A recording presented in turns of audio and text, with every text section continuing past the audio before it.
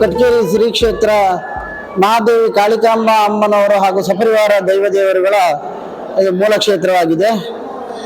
ಈ ಕ್ಷೇತ್ರದಲ್ಲಿ ಮಹಾದೇವಿ ಕಾಳಿಕಾಂಬ ಅಮ್ಮನವರು ಮಹಿಷಾಸುರನ ವಿಗ್ರಹವನ್ನು ಕಾಲ್ನಡಿಯಲ್ಲಿ ಮೆಟ್ಟಿ ನಿಂತಹ ವಿಗ್ರಹ.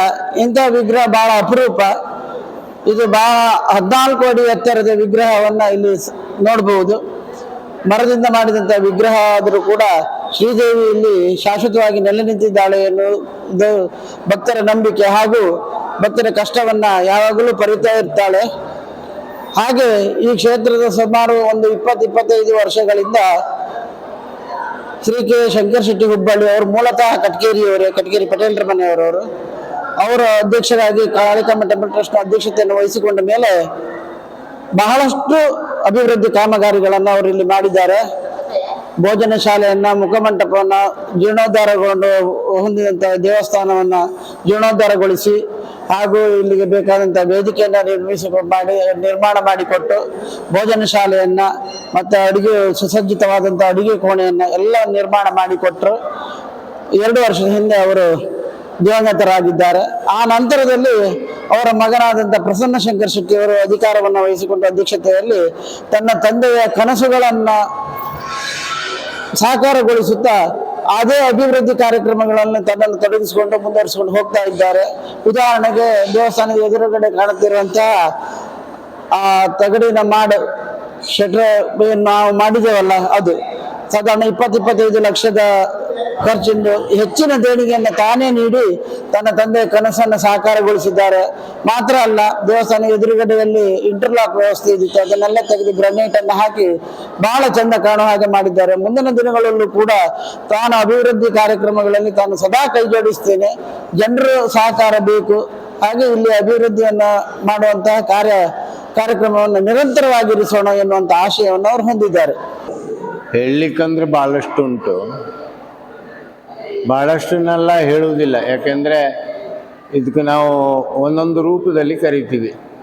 ಮಹಾದೇವಿ ಕಾಳಿಕಾಂಬೆ ಅಂತೀವಿ, ಒಂದು ರೂಪ. ಆದಿಶಕ್ತಿ ಅಂತೀವಿ, ಇನ್ನು ಕಾಳಿ ಅಂತೀವಿ, ಹಲವಾರು ರೂಪ ಹೇಳ್ತೀವಿ. ಆದರೂ ಅವಳು ಮಹಾದೇವಿ.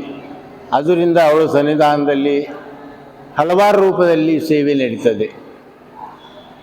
ಅಂದರೆ ಗಂಡದ ಸೇವೆ, ಆಮೇಲೆ ಆನಂತರ ದಕ್ಕಿಬಲಿ ಸೇವೆ, ಆನಂತರ ಬಲಿ ಸೇವೆ ಹಾಗೂ ಮರುಪೂಜೆ. ಮರುಪೂಜೆ ಅಂದರೆ ಆ ಹೊತ್ತಿಂದ ಜಾತ್ರೆಯಿಂದ ಮರುಪೂಜೆ ಅಂತ ಮಾಡ್ತೀವಿ.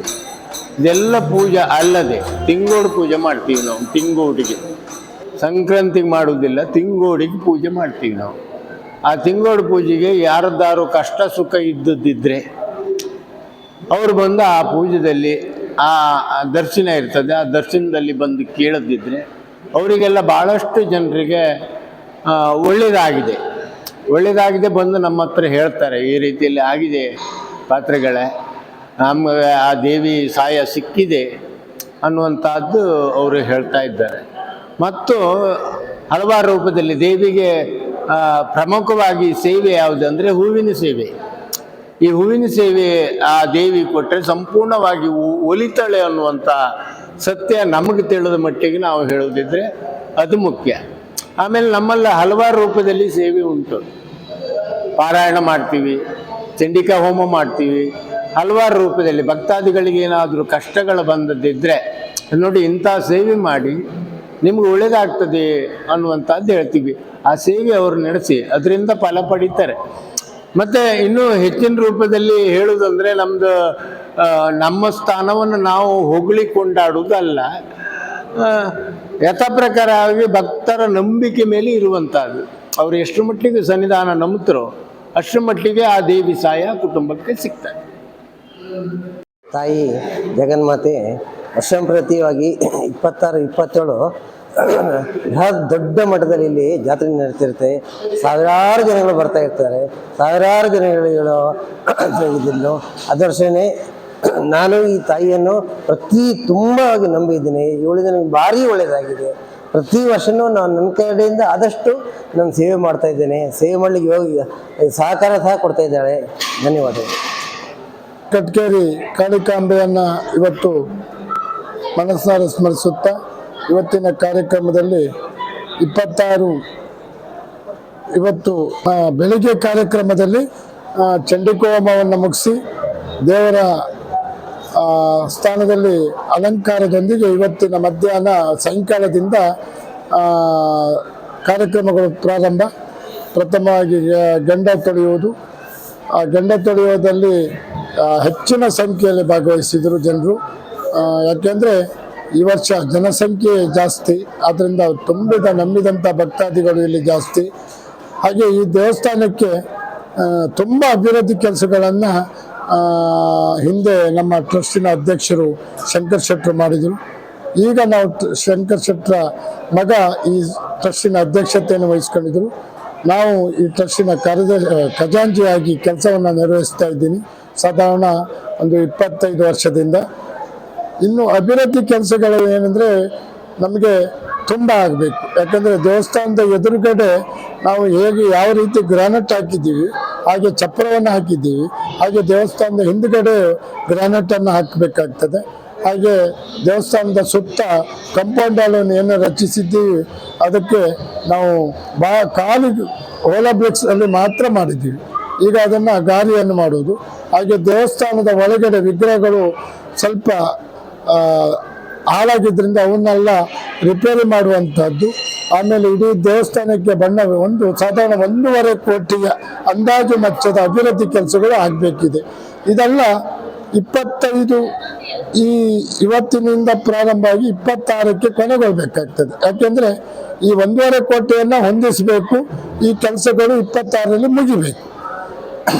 ಯಾಕೆಂದರೆ ಈ ಅಭಿವೃದ್ಧಿ ಕಾರ್ಯಕ್ರಮ ಇಟ್ಕೊಂಡಿದ್ದೀವಿ ನಾವು. ಆದರೆ ಆ ದೇವಿಯ ಕೃಪೆಯಿಂದ ಖಂಡಿತ ಇದು ಈಡೇರ್ತದೆ. ಯಾಕೆಂದರೆ ಅವಳು ನಂಬಿದಂಥ ಕುಟುಂಬವನ್ನು ಖಂಡಿತ ಕೈ ಬಿಡುವುದಿಲ್ಲ.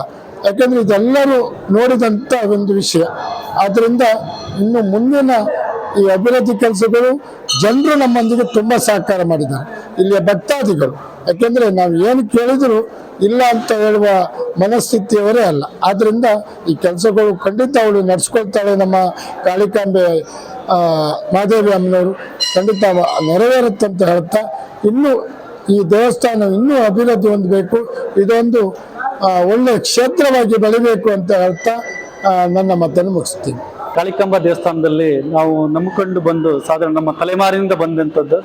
ನಾವು ನಮ್ಮ ಮಕ್ಕಳು ಮರಿ ಮಕ್ಕಳವರಿಗೂ ಅದನ್ನ ಪಾಲಿಸ್ಕೊಂಡು ಬರ್ತಾ ಇತ್ತು. ಮನೆಯಲ್ಲಿ ಒಂದು ವರ್ಷಕ್ಕೊಂದು ಭೋಗ ಅಂಡ್ ಹಾಲು ಹಬ್ಬಕ್ಕೆ ಬರೋದು.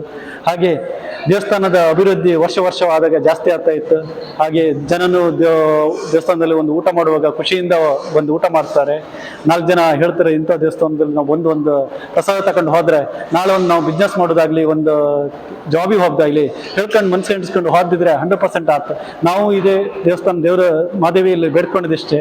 ಕೆಲವೊಂದು ವಿಘ್ನಗಳಾದಾಗ ನಮಗೆ ಬೆನ್ನೆಲುಬಾಗಿ ದೇವರೇ ನೀನೇನಿಲ್ಲ ಅಂತ ಹೇಳಿದಾಗ ಅದು ಸ್ವಲ್ಪ ಕಾಲಾವಕಾಶ ತಕ್ಕೊಂಡಿತ್ತು. ಆದರೆ ನಮ್ಗೆ ಅದ್ರದ್ದು ಫಲಿತಾಂಶ ಸಿಕ್ಕಿತ್ತು. ಅದಕ್ಕೆ ನಾವು ಏನು ಹರಕೆ ಹೊತ್ಕೊಂಡಿದ್ದೀವಿ ಅದು ನಾವು ಮಾಡಿದ್ದೀವಿ. ಯಾಕೆ ಹೇಳಿದ್ರೆ 2 ವರ್ಷ ಹಿಂದೆ ಒಂದು ದೊಡ್ಡ ಘಟನೆ ನಮ್ಮಲ್ಲಿ ಆಗಿತ್ತು. ಅದನ್ನ ದೇವಿ ಹತ್ರ ಬಂತ ಕೇಳಿದಾಗ, ನೀವು ಅದನ್ನ ಮುಂದುವರ್ಸ ನಾನು ಮಾಡಿಕೊಡ್ತೇನೆ ಅಂತ ಹೇಳ್ತೆ. ಆ ಬಿಸ್ನೆಸ್ ನೀನು ಅಲ್ಲಿಗೆ ನಿಲ್ಲಿಸ್ಬೇಡ, ನಿನ್ನ ಹತ್ರ ಮಾಡೋಕ್ಕಾಗತ್ತೆ, ನಾನು ನಿಮಗೆ ಕೊಡ್ತೀನಿ ಅಂತ ಹೇಳೋದು. ಅದು ಇವತ್ತು ನಮಗೆ ದೇವರ ದಗ್ಧೆಯಿಂದ ಒಳ್ಳೆ ಉತ್ಪತ್ತಿ ಕೊಟ್ಟು ದೇವಿ ಹತ್ರ ವರ್ಷ ಹಾಲಬ್ಬ ಬಂದ್ಕೊಂಡು ಅದರಿಂದ ಏನು ಕಾಣಿಕೆ ಬೇಕಿತ್ತು ಅದನ್ನ ಹಾಕಿ ಹೋಗ್ತಾ ಇದ್ದೀವಿ. ಹಾಗೆ ಬರುವ ವರ್ಷಗೂ ಒಂದು ದೇವಿ ಸ್ಥಾನಕ್ಕೆ ಏನಾದರೂ ಒಂದು ಕೊಡ್ಬೇಕಂತ ನಮ್ಮ ಮನಸ್ಸಲ್ಲಿತ್ತು. ಆ ದೇವಿ ಆಶೀರ್ವಾದ ಮಾಡಿದ್ರೆ 100%. ನನ್ನಂತಲೇ 1000 ಜನ ಗ್ರಾಮಸ್ಥರು ಎಲ್ಲರೂ ಇದ್ದಾರೆ, ಅವರಿಗೂ ಒಳ್ಳೇದಾಗಲಿ, ನಮಗೂ ದೇವಿ ಆಶೀರ್ವಾದ ಇರಲಿ ಅಂತೇಳಿ ಹೇಳ್ತಾ ಒಂದೆರಡು ಮಾತನ್ನು ಮುಗಿಸ್ತಾ ಇದ್ದೀನಿ.